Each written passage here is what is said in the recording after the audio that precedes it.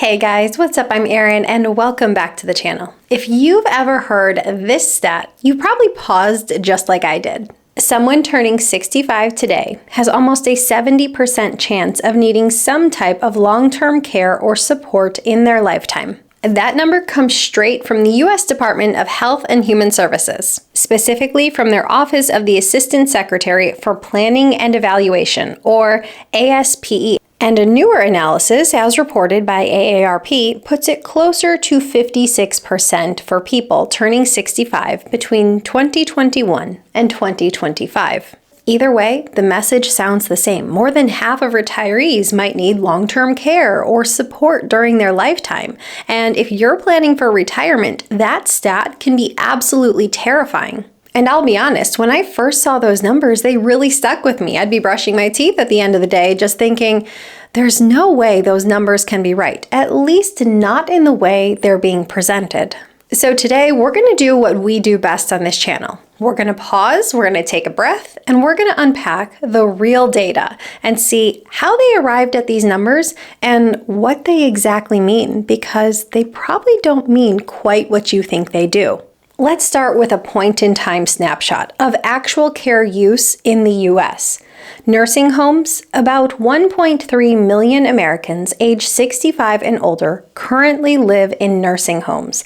It's roughly 1% of those ages 65 to 74, 3% of those aged 75 to 84, and about 8% of those 85 and up.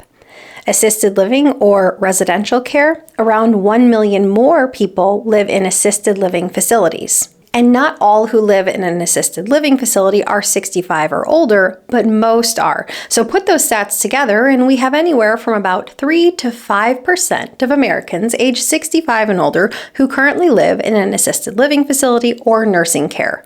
So that means the typical retiree is not living in a facility like this. And when you think about it, we have those stats of 56% or 70% in the headlines. These are wildly different. Yes, a small portion, but very meaningful minority will experience high-need care toward the end of their life. But the vast majority of retirees live independently. So if the stats we see in current retirees today is about 3 to 5%, where are the headlines getting this number of 56% or 70%? Long-term services and supports, or LTSS, is a massive umbrella term, and this is where some of the confusion starts. There are two primary categories. First, we have activities of daily living. These are basic self-care tasks like bathing and dressing, eating, or walking. Next, we have instrumental activities of daily living. These are really the day-to-day tasks that support independent living, like cooking, cleaning, managing your medications or your finances, or driving to where you want to go. This survey looked at both of those categories, but also counted any paid and unpaid care for those categories. That means everything from a home health aide visiting a few times a week for a short stint following a procedure, to a short stay in assisted living, to a comprehensive nursing facility, or even an adult child or a neighbor dropping off groceries for a week following a procedure. That all falls under the same label of long-term care or support. So when the ASPE says 70% will need long-term services or support, that could mean your daughter helping you after a knee replacement, 6 months of part-time home health, or several years in a nursing home.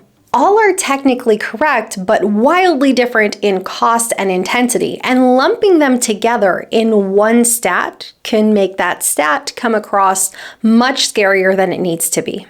Getting help with your groceries could be a quick Instacart delivery. It could be a friend stopping by or a neighbor lending a hand, and that's very different than a $10,000 a month plus monthly stay in a nursing facility. This spectrum is absolutely enormous, and this is why this number needs context. Once you dig into the numbers behind the headline, here's what the modeling from the Urban Institute and ASPE actually show for people turning 65 today.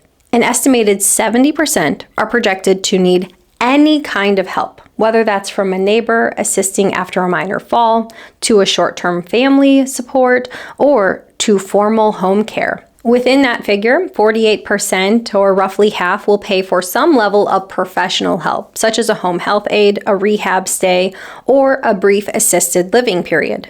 And 15% of this group are projected to need long duration, high cost care. This is the group that could face multi-year institutional care. And roughly 30% are not projected to need any type of support at all before death. So that 70% stat that everyone quotes covers an entire spectrum of care, from people who might need a few weeks of support from a family member, maybe a few weeks of formal support from an outpatient facility, to long-term care services. And within this 70% stat, it's projected that about 15% would need multiple years of long-term care services. And everything in between, about half of retirees are projected to need some type of help, and it's expected to be fairly brief in nature, maybe a few weeks, maybe a few months. Maybe it's informal with friends or family and unpaid, or maybe it's formal through a facility. And that middle ground is really where most Americans live. So when you hear this headline stat, it's technically correct, but emotionally misleading.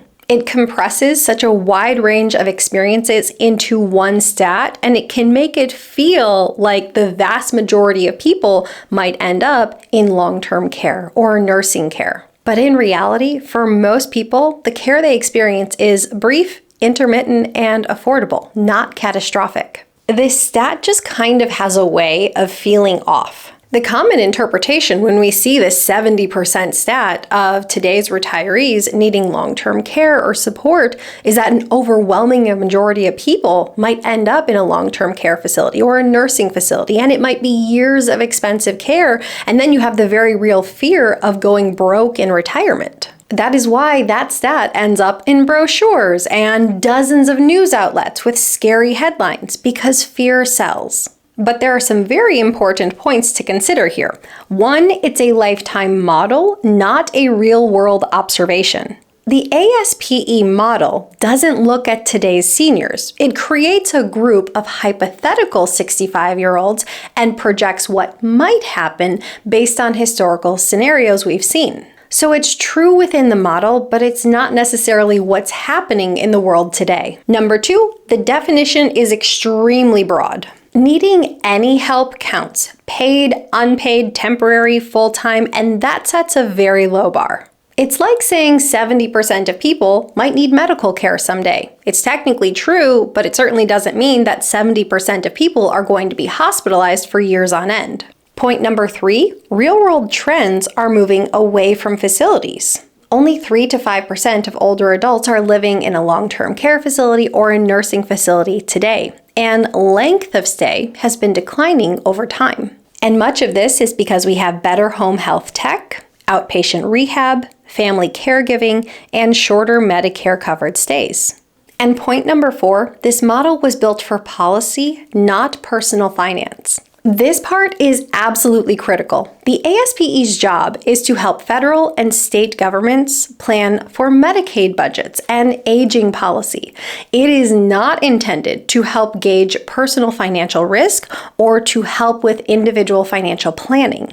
It was built to answer the public health question, how many people will ever need help in any capacity? Which is incredibly useful for policymakers projecting future demand. For instance, if a hospital wants to expand its rehab wing or project future Medicaid usage, this stat is incredibly useful. But it was never intended to answer the personal finance question that most of us care so much about.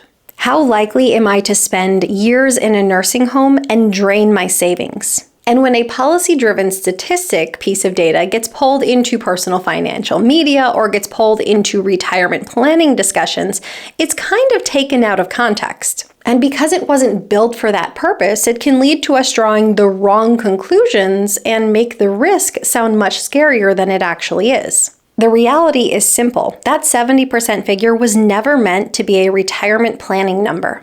And this is where we really need to pause, because that stat and how it's being used is shaping how people feel about their retirement. There's so many people in their 50s or 60s who are refusing to step away from the workforce, even though they have more than enough financial means to carry them for the rest of their life, because they are so fearful of what the end of life cost might be. And because of stats like this, they assume that end-of-life expenses are inevitable. They hear 70% will need care and assume it means 70% will need expensive care for years, but that's not what this number represents. It was created to help policymakers forecast demand for services, not created to convince individuals that they are destined for a $10,000 a month nursing home bill. This is valuable information, but it needs context. Otherwise, it doesn't create clarity, it creates fear. Now that we've separated policy modeling from personal finance, let's translate those theoretical numbers to what we actually see among the 63 million Americans who are already 65 or older.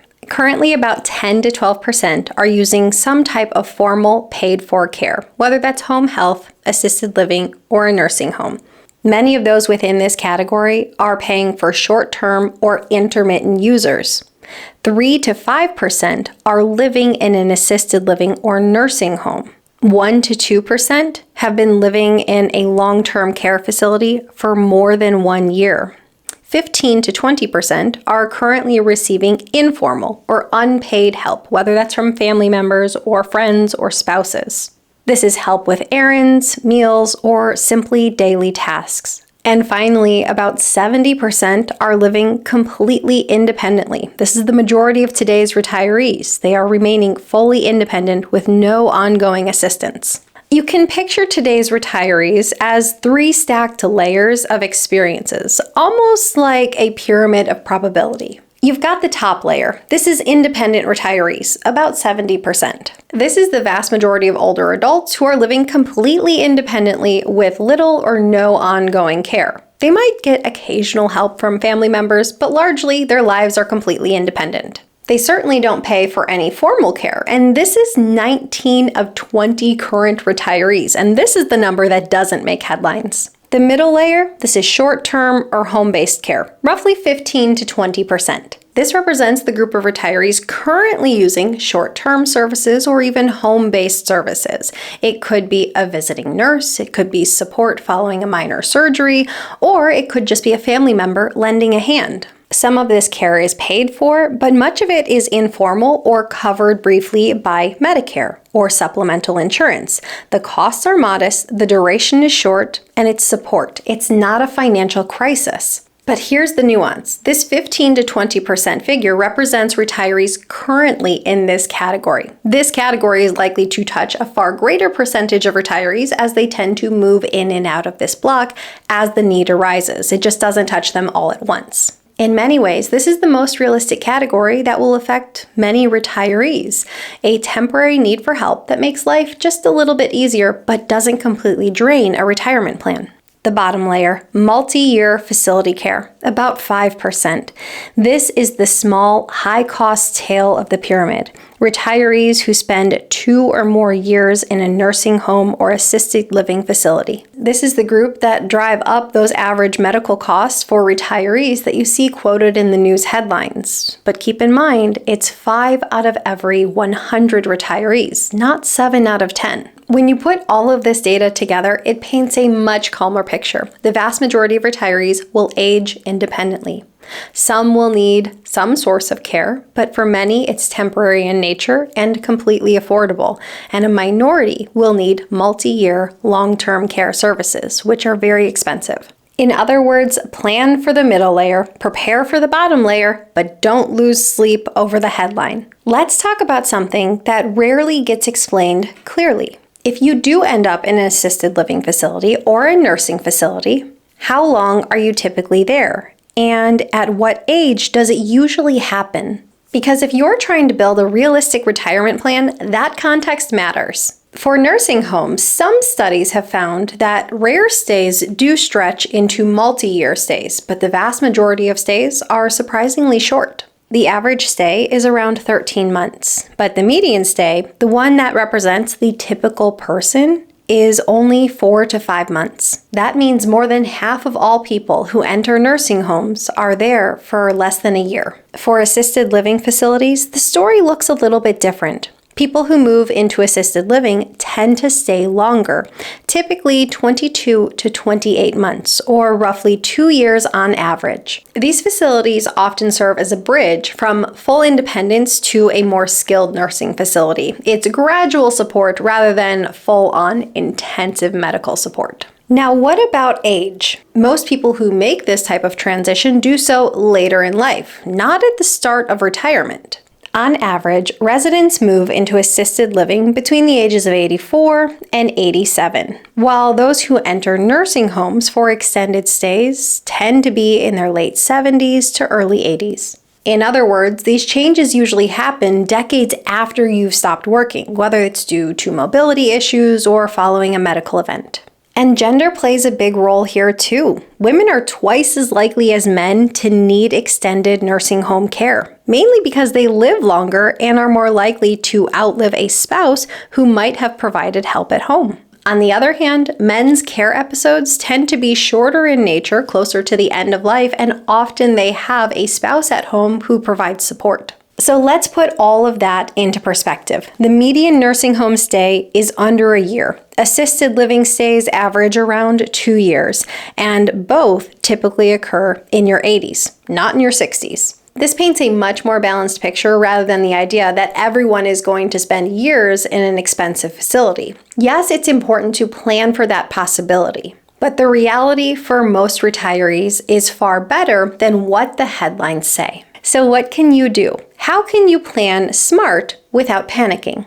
Number 1, plan for the baseline. Assume you'll need some help at some point, but assume that it might be brief in nature and often occurs at home. So plan for out-of-pocket copays, maybe a home health aid, or certain modifications to make life easier as you age. Number 2, protect against the tail risk. About 15% of retirees will face multi-year paid long-term care. That's your tail risk. Decide in advance how you want to plan for it. I love the idea of going into retirement with a dedicated healthcare bucket, a portion of your portfolio completely set aside for future healthcare or long-term care services. And because most of these long-term care events, if they happen, tend to happen toward the end of life, that means this bucket could be partially funded as you go into retirement and be allowed to quietly compound in the background for even a few decades. Let's put some numbers to it. Let's say you retire at the age of 60 and set aside $65,000 in your healthcare bucket. If that money grows at 6% per year, by the time you reach the age of 80, it would be worth over $200,000 without adding another dime. That growth alone would cover several years of home health care, assisted living, or even a nursing facility if you needed that. And if you never needed it, even better. I hope that means you lived a very long, healthy, and active life, and you can simply leave it as an inheritance. Think of that healthcare bucket as your peace of mind fund, a small intentional piece of your plan that quietly handles the what ifs, so you don't have to build your entire retirement plan around the worst case scenario. Also, it's worth learning how Medicaid spend down rules work, or explore a hybrid life and long-term care insurance or share cost rider.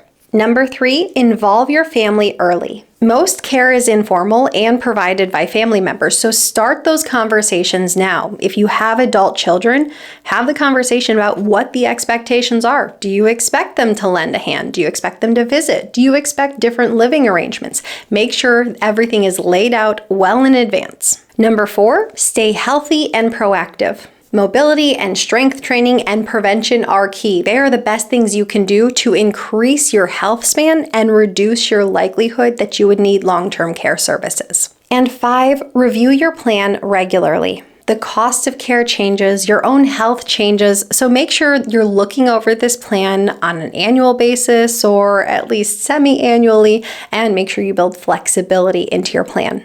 So the next time you hear that 70% of retirees will need long-term care or support, remember that that is a policy model, not real life for retirees. It includes everything from a few days of support all the way up to years of intensive care.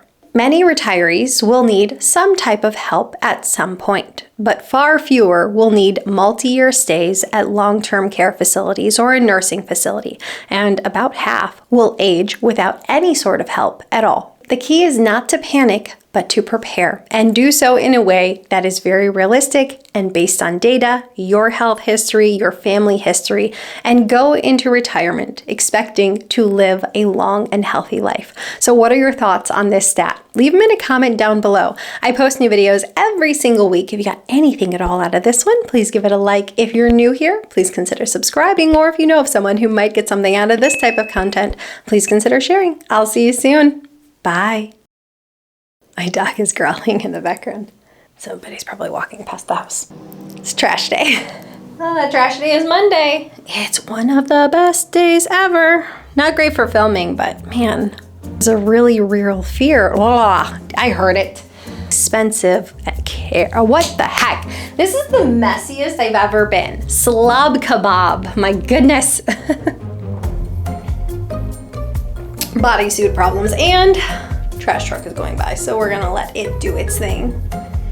I'm so hungry and it's only 10 a.m. A skilled nursing facility. That trash truck is still out there. We'll give it a minute more. I have a 2-year-old and trash day is like the biggest day of the week. And when the trash trucks are going by, he's like, bye. I don't know. I would assume all 2-year-olds are like that.